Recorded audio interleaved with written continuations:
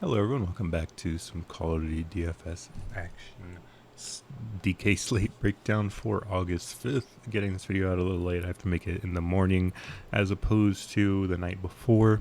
The delays that they had yesterday for the CDL just made it so I was in bed by the time FaZe in New York were playing, so we'll go ahead and get started. This video is going to be a little bit quick, a little bit brief because this video is coming out late.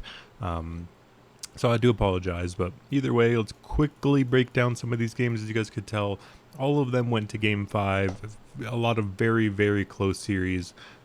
Seattle got the job done slightly over London, although this was a kind of reverse sweep. It was a 3-point game on this Berlin hard point.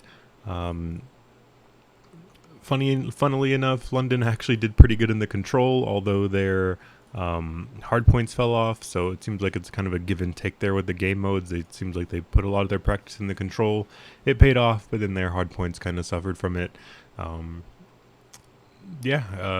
Thieves got the 3-2 over Boston. Again, pretty surprising result, all things considered. They actually lost the hard point and the control. LA Thieves did. Pretty disappointing, but they brought it back on. The Berlin looked pretty good. Octane had a very strong map and then brought it in the round 11 search and destroy win as well. Optic Texas, Toronto Ultra. This one was pretty close. Toronto Ultra actually kind of almost pulled off the reverse sweep. They just could not get it done in the round 11 search and destroy as well. So very, very close. It literally comes down to one round in 2 out of these 3 series.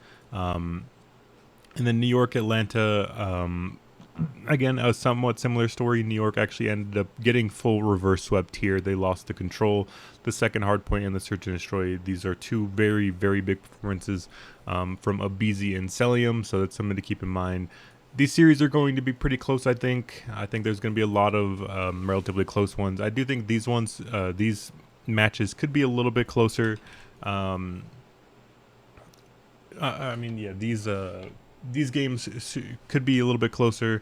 So it really is coming down a lot to how individual players are playing. I know somebody had pointed out yesterday that I did end up fading all 3 of Celium, Dashi, and Pred. Honestly, worked out in maybe 2 out of the 3 of those. I think you definitely could have lived without Dashi, and you could have lived without Pred. Celium obviously ended up getting there hugely anyway. It was a pretty interesting one. I definitely think we didn't know a lot about how these games were going to go, how the players were going to react. There's definitely a lot of unknowns, and hopefully we can try to learn and adapt from day 1 and apply it to day 2. I definitely think, I don't know, I don't want to overreact too much to one day, but I do think there's somewhat of a pretty clear direction here, and it's definitely try to get in as many of these big guys as you can. And then try to find some value and mix and match these solid guys like Pred, Celium, Dashi. Mix those with some of the value. Mix those with some of the cheap, volatile guys, like how we saw Kleenex do yesterday. He's definitely in that category.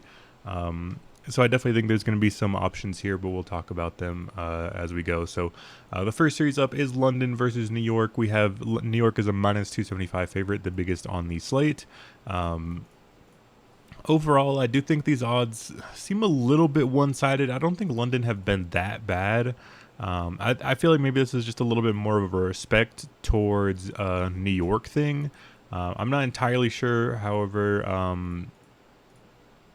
If we look at we'll look at Major 4 and then Champs, because that's unfortunately kind of just all we have to go off of. We know that London have been working on their controls, so their controls have been looking better. However, losing both of those hard points to Seattle yesterday definitely is a tad bit concerning, and that does make it a 4 series losing streak for London after they started out 4-0. So that's definitely some cause for concern. I am going to slightly have to go with the New York side, although it does not feel the best. They went to Game 5 with FaZe. That's obviously a little bit better than going to Game 5s with Seattle. It definitely is looking a little bit more like Seattle and London are still kind of on that little bit lower end, like how we had anticipated, just with how poor Seattle has been playing. They've on a losing streak as well. London now on a 4-game losing streak, although these are all going to game 5, by the way. So it's definitely worth noting, although LAG and Toronto, Toronto I can respect. LAG, not too much respect there. I don't know. It is just a weird thing kind of across the board here. Mainly what it comes down to for me is just London did not look great in the hard points yesterday, and New York did. And I think heavily being influenced by these hard point matches, I'm definitely pretty fine with going to New York here. But again, I don't love it. I really don't. I do think this is going to be another pretty close series. I think New York are going to be pretty popular because these odds are pretty one-sided. I'm willing to go a little bit lighter on New York. I think overall, I'm not going to X them out by any means. I just want to try to get a little bit less New York in. I'm not going to full send 3-stack them. I might have a couple 2-stacks, maybe target them for more one-offs. Again, big comes down to the map set. London going to ban Bocage as they typically do. New York are probably going to ban either the Gavutu or the Tuscan. I would imagine they go ahead and ban the Tuscan just because London are 6-2 on the Tuscan. Granted they didn't look great on it yesterday. Their record is still pretty good on it at the moment. New York are 5-3 on it. Neither of these teams play the Gavutu, so maybe that's the map that gets banned. However, I think Berlin is very likely to get played, and New York are very good on that map. I'm pretty pleased with looking at New York, Berlin. And then I'd favor New York on either the Gavutu or the Tuscan. I know the numbers may be a little bit lopsided towards London for the Tuscan hardpoint. However, I'm fine with just looking at yesterday and how London played. London clearly kind of have some problems on LAN. They just have yet to perform on LAN all year. And as many times as I personally want to give them the benefit of the doubt, I just feel like this is a step too much. And I'm going to have to go with go with New York here. Again, it does not feel great. This price tag is pretty crazy. The players are wildly expensive. Pollux at 8.2K is going to be pretty decently owned. I think you could definitely make an argument for all 4 of these New York players to be available. I think Crimsix has actually had a good few amount of moments, as of late. Especially if we go to an AR-dominated map like Gavutu, I could definitely see Crimsix having a pretty decent map and doing it enough to justify a 7.8k price tag. Hopefully they win like 3-1. Crimsix does okay, goes like positive 5 to 10 in the series, puts up like 100, 110 as a relatively decent value option. Hydra at 10.6, Kismet at 10.2. Those are pretty hard to justify because of the no Bocage. And for that reason, I'm mainly looking to just 1 off, maybe 2 off Pollux and Crimsix as like a little bit cheaper of the two. I think that's gonna be it for me. So if we look at just if we just look at LAN, how they've been performing on LAN as of late, obviously these are gonna be pretty bad for London because they're just 0-3 in these. You guys will see. I think Crimsix has actually been doing like relatively decently. He's the number 3 player. Kismet's been the one doing a lot of the heavy lifting in the hard point. Hydra's been doing the one in the control. But Crimsix is right there with him at 0.92, 0.92. I think, he's been a solid number 2, number 3 option. And at 7.8k, I think you could definitely do a lot worse. So Pollux and Crimsix, oddly enough, are going to be my targets for New York. I wouldn't hate it if you want to get to Hydra or Kismet, but it's just too expensive for me. I'm personally not looking that direction. Next series up, Boston versus Toronto. This is going to be a pretty exciting one. I do think this one is very intriguing. Odds-wise, Toronto minus 155. I do think that makes a good bit of sense here. It just feels such a hard read on Boston at the moment. This did not update to Toronto. Yeah, Boston is just such a hard read. It feels like I'm really unsure what to make of the team. When we look at the vetoes, I think this is where a lot of the things are going to kind of come into play. Unfortunately, I think we are looking at another Bocage ban here. Toronto typically have two bans. It's either the Bocage or the Gavutu, which is odd because they're on wildly different spectrums. Gavutu is the entirely assault rifle dominated map, long range. Bocage is the entire SMG close range map. So it's odd that they will play both and don't just like kind of pick a side. However, I think it's pretty clear which way you want to go. If you're Toronto, I think you want to go ahead and ban the Bocage that Boston are 4-1 on. You want to force Boston onto the 1-3 Gavutu that they're not as comfortable on. Granted, neither of these maps are that great for Toronto. However, I think it's a lot easier to justify your 0-3 Gavutu record when you're looking at a Boston 1-3 Gavutu record. The only thing that could make that interesting is that if Toronto go ahead and ban Bocage, I think there's a pretty good case that Boston go ahead and ban Gavutu. It looked pretty apparent yesterday that Boston were actually looking and preparing their Tusken pretty decently. If we look at the match from yesterday, I believe Boston was the one who played decently on the Tusken. Yeah, Boston looked pretty good on the Tusken hardpoint. So I definitely think they're willing to go to that map a little bit better. So I think we're actually going to end up with a pretty decent map set here. I'm not afraid to go with a Berlin Tusken hardpoint map set. That is number 2 and number 3 in terms of the maps we'd like to see. So it's a relatively average outcome. However, I'm very fine with that. I'm very fine with getting to 2 okay maps. As long as we avoid that Gavutu, I think would be fine. I'm willing to lock and load a little bit of Boston here. I think the big difference is the fact that one, I think their players have insanely high upside.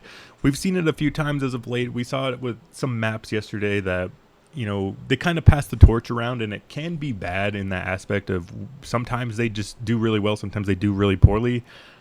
I think it's fine. I definitely think that they can get the job done on the Tusken. I think they can outslay Toronto on it. The kind of caveat or problem here is that these are the 2 maps that Toronto are actually pretty decent on, and that's kind of the only problem. So we look at the hardpoint record for Toronto; they're 5-11, in their last little stretch here out of these last 9 series. Boston 10-4. However, when we shrink it down to what I expect the map set to be, which is the Bocage Gavutu, which is to be the Bocage Gavutu band, and we get to play the Berlin Tusken.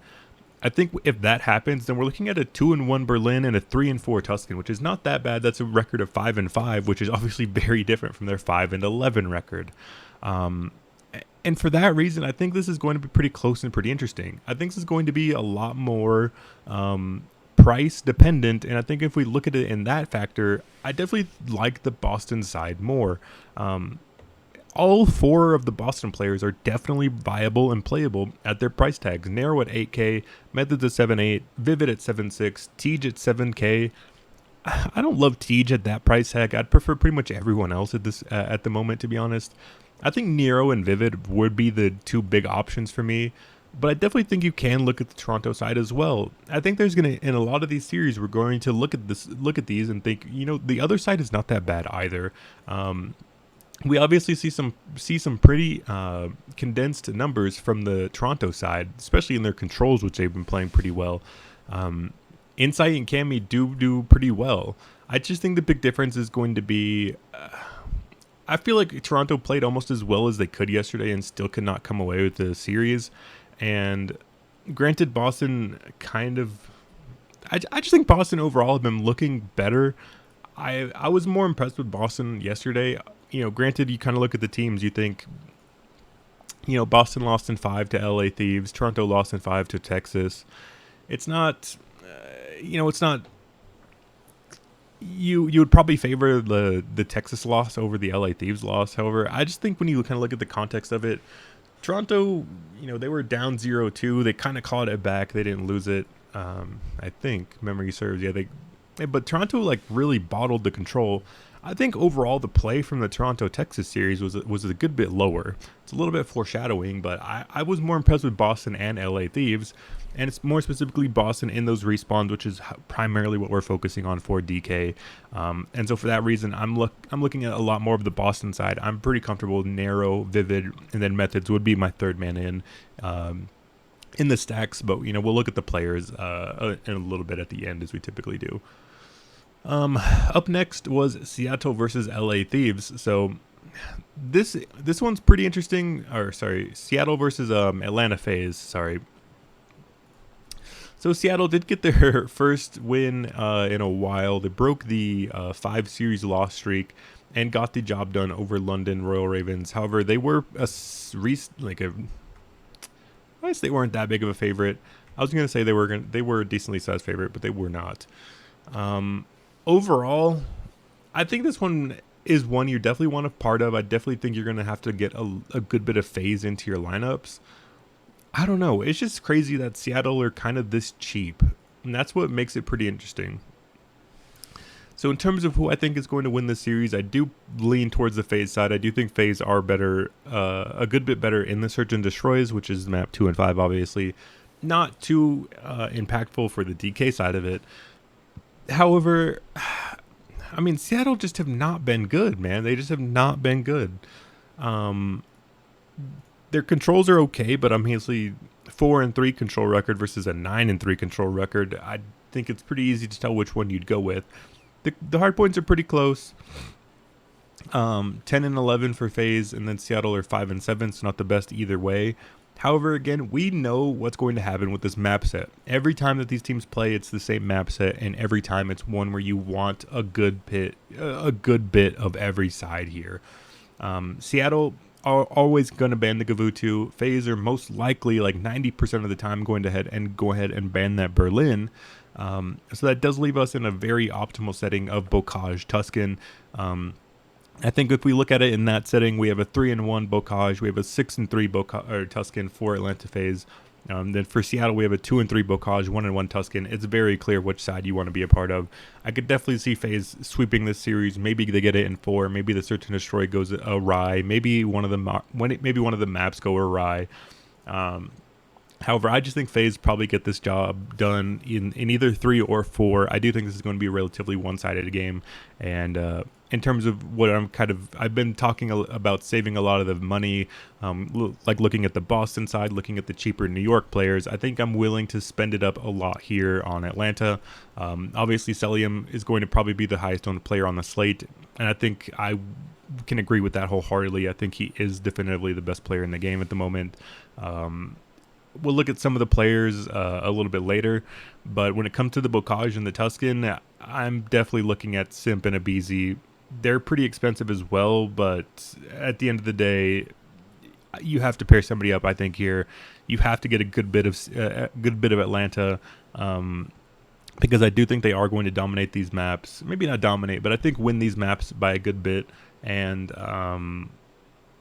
you're going to want a part of it. Looking at the Seattle side quickly, Pred and Sib are arguably too cheap just for how well they are playing individually.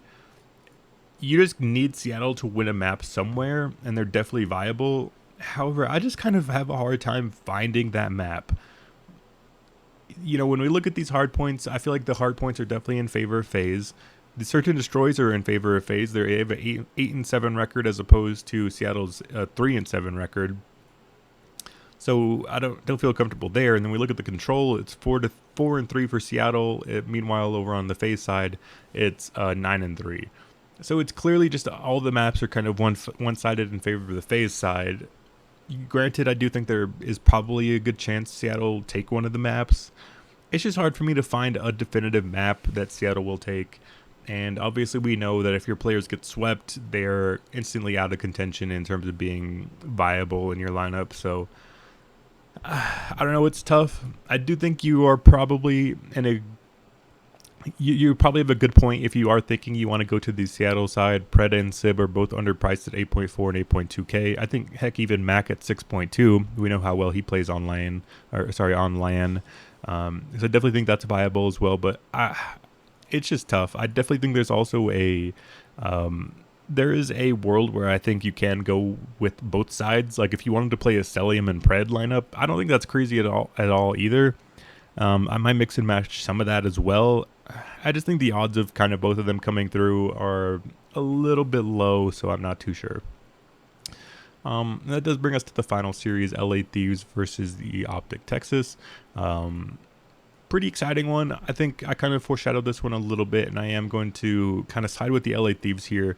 I just think watching that their series with Boston, and I think watching Optic's series with Toronto, they just Optic just does not look good yesterday. Like obviously they won the Search and Destroys. I think they won both of the Search and Destroys, correct?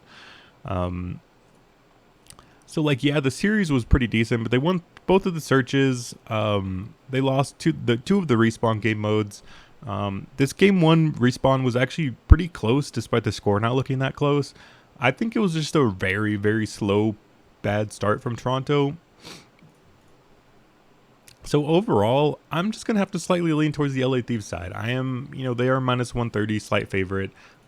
I just think overall, when we look at the respawns, it's definitely one-sided. I think towards the LA Thieves, we'd especially look at the hard point and the control. 11-9 versus 9-11. That's not that one-sided, but the control 9-3 versus 2-8. Optic just have not been good in control at all. I do think LA Thieves have a very, very high chance of getting the control done.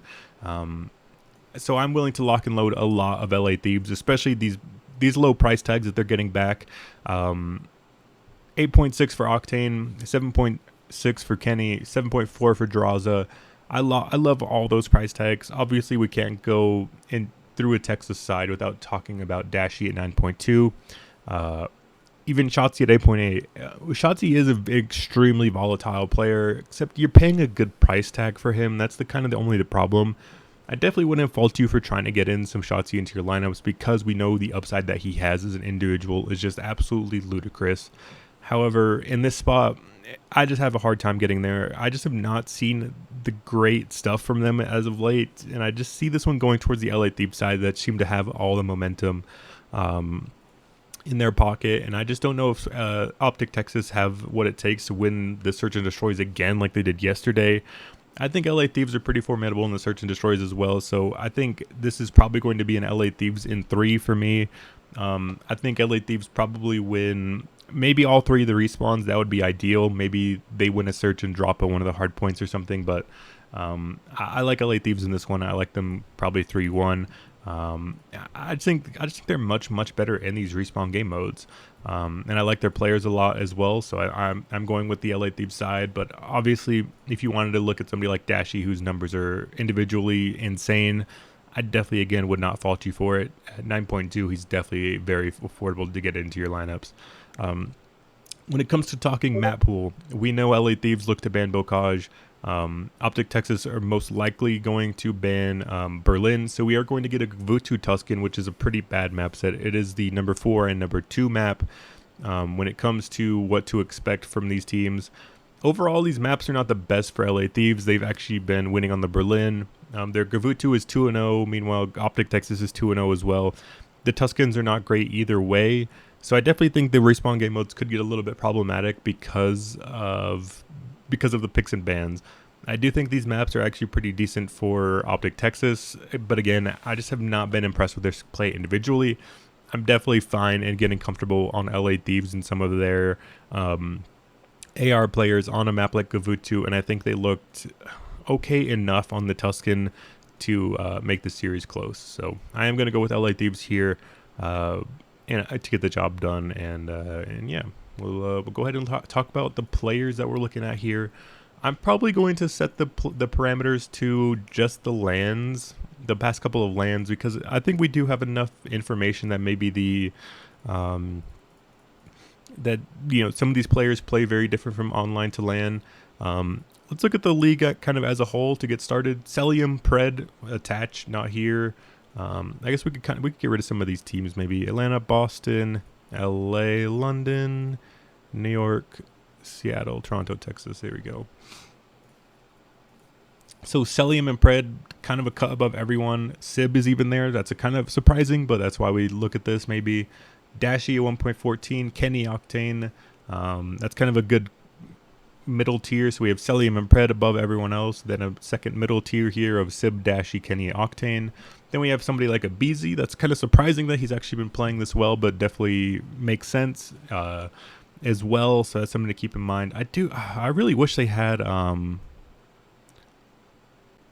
the engagements on here. That would be a good way to look at this. But we know kind of the high engagement players are. Pred, probably one of them. Maybe Sib. I don't know. That one's tough. We'll look at that. I wonder, is it in the player stats? I quickly want to check. Nope. Basic stats. Can't imagine it'd be in basic stats. Yeah. Team stats. Unfortunately, this is the way to look at this. Seattle.